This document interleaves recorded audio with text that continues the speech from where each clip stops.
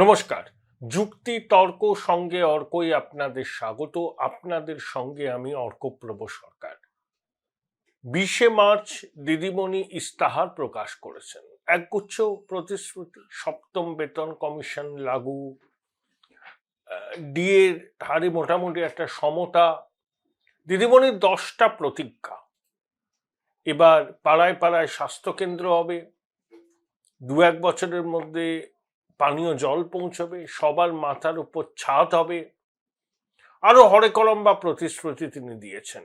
একটা কৃষির জন্য একটা আলাদা বাজেট ইত্যাদি হবে। একবারও বলেননি যে ক্ষমতায় আসলে আমি আর আমার লোকদের চুরি করতে দেব না, ডাকাতি করতে দেব না, ওইসব বলবেন না তিনি।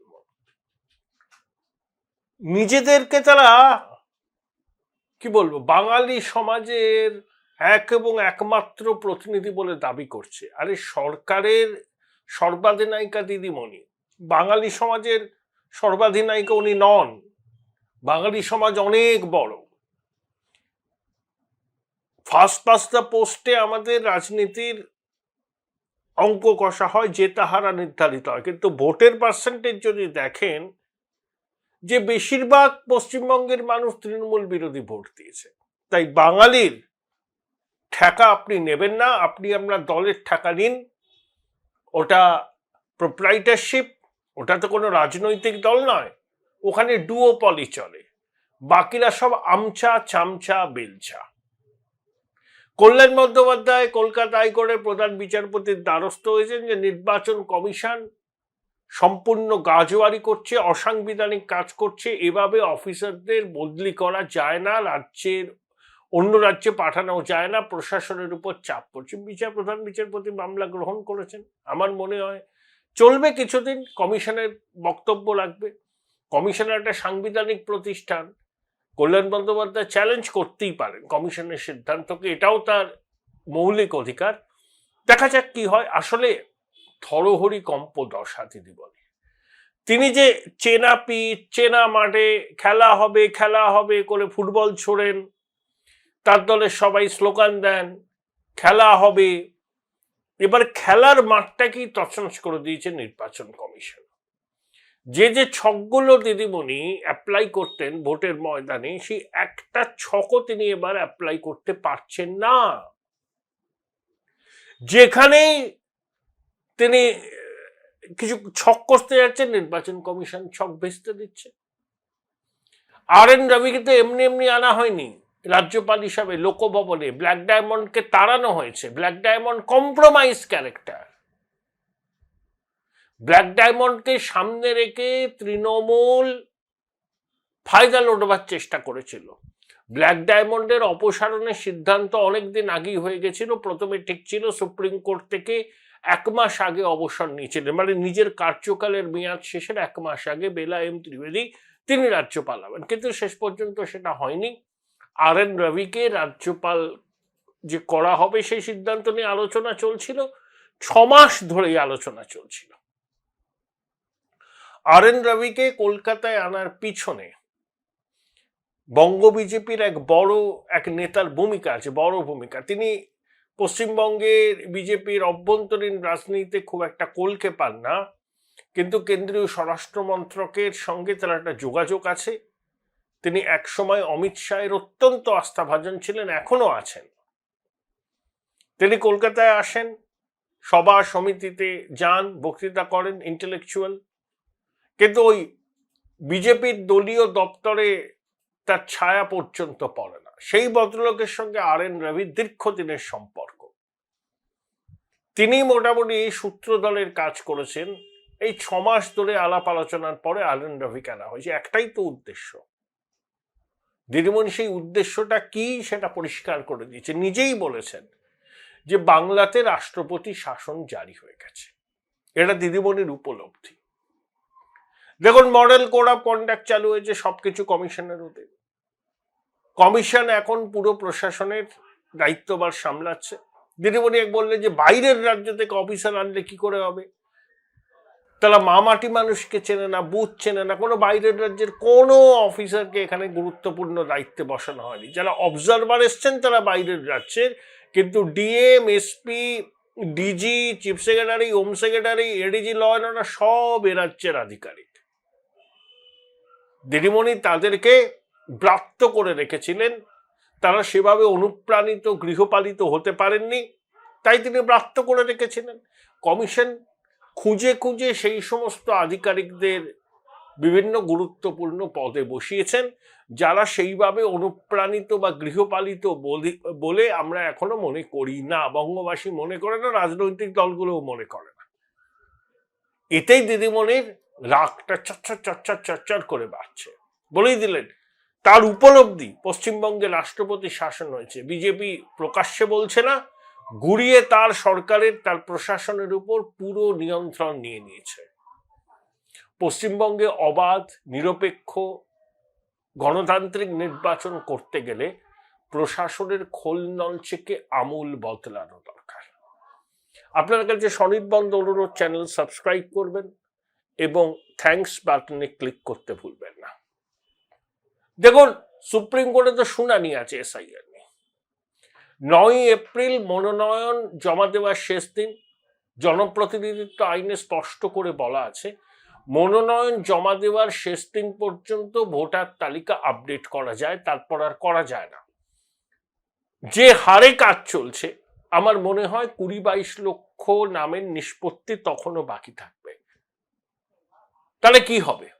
বোলপুর শহরের কোলাহল থেকে মাত্র 20 মিনিট দূরেই রয়েছে সুন্দর রিসর্ট, যেখানে পেয়ে যাবে স্পেশিয়াস আর এস্থেটিক্যালি ডিজাইন রুম। তোমরা যারা গ্রুপে যাও তাদের জন্য আছে কমফোর্টেবল গ্রুপ স্টে অপশন, আর কাপলদের জন্য রয়েছে লাক্সারিয়াস সুইট রুম, তার উপর আবার ফ্ল্যাট 10% অফ। এখানে প্রকৃতির মাঝে তোমরা পেয়ে যাবে একটা সুন্দর সুইমিং পুল, ছোটদের জন্য প্লে এরিয়া আর একটা এস্থেটিক সেলফি কর্নার। প্রপার্টিটা পুরোটাই পেট ফ্রেন্ডলি, আর এখানে আছে অনেক কিউট ছোট ছোট র্যাবিটস। সকালের ব্রেকফাস্ট থেকে ডিনার পর্যন্ত পেয়ে যাবে একদম হোমলি কমফর্ট ফুড, যা এক কথায় অসাধারণ। বেঙ্গলি কুইজাইনের সাথে সাথে পেয়ে যাবে চাইনিজ আর নর্থ ইন্ডিয়ান অপশন। বিকেলে বনফায়ারের আলো, বন্ধুদের সাথে আড্ডা আর খোলা আকাশের নিচে গ্রাম বাংলার হাওয়া, পুরোটাই এক অপরূপ অনুভব। তাহলে বলো, তোমরা কবে প্ল্যান করছো এই পিসফুল এসকেপটা? And don't forget to follow miss cupcake for more such travel updates.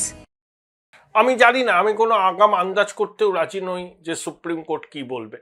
সওয়াল জবাব হবে, হতে পারে সুপ্রিম কোর্ট কমিশনের কাছে জানতে চাইবে তারা কি মনে করছে, তখন কমিশনের কোর্টে বল। কিন্তু ভারতবর্ষে অতীতে কোথাও হয়নি যারা অসম্পূর্ণ ভোটার তালিকাকে সামনে রেখে একটা বিধানসভা নির্বাচন হচ্ছে। দেখুন, এসআইআর চলমান প্রক্রিয়া, আমরা কি বলছি, নো এসআইআর নো ভোট, একটা চলমান প্রক্রিয়া, সেটা অর্ধ সমাপ্ত রইল, নির্বাচন হয়ে গেল। যে 20 লক্ষ মানুষ বা 22 লক্ষ মানুষের ভাগ্যের নিষ্পত্তি হলো না, তারা জানতেই পারলেন না যে তারা ভোটার না ভোটার নন। ধরুন 9 এপ্রিল পর্যন্ত, ধরুন যাদের নাম তালিকায় উঠবে, মনোনয়ন জমা দেওয়ার শেষ দিন, ভোট দেওয়ার যেমন অধিকার আছে, ভোটে দাঁড়ানোর অধিকার আছে। একজন ইন্ডিপেন্ডেন্ট হিসাবে দাঁড়াতে পারেন, তার সেই অধিকারটা কিন্তু ক্ষুণ্ণ হচ্ছে। আমি বলছি এটা সাংবিধানিক প্রশ্ন, এর উত্তর অত সহজে পাওয়া যাবে না।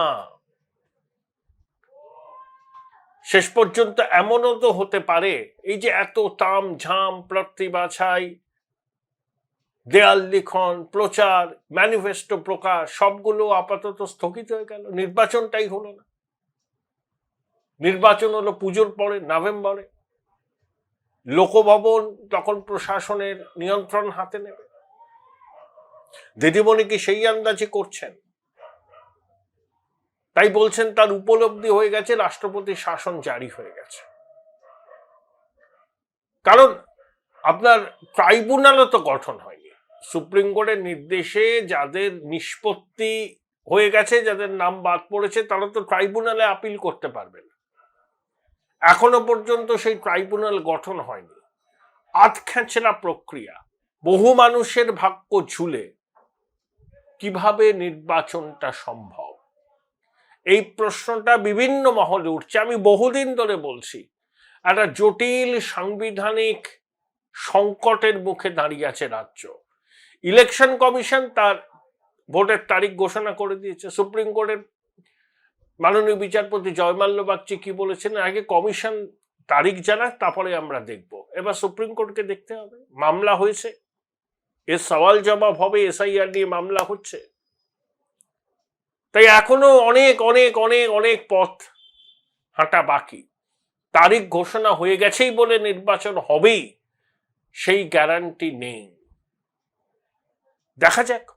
কিন্তু দিদিমণি যে আর্তনাদ করছেন বাংলায় রাষ্ট্রপতি শাসন জারি হয়ে গেছে, তার এই উপলব্ধিটা ঠিক। আমি বলবো বাংলা প্রশাসনের উপর তার আর কোনো নিয়ন্ত্রণ এখন নেই। যতদিন যাবে সেই নিয়ন্ত্রণ আরো শিথিল হবে।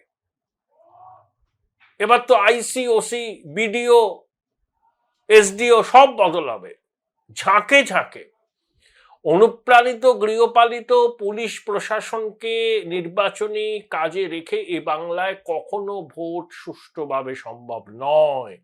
বিগত 12-14 বছরের অভিজ্ঞতা এটা আমাদের শিখিয়েছে।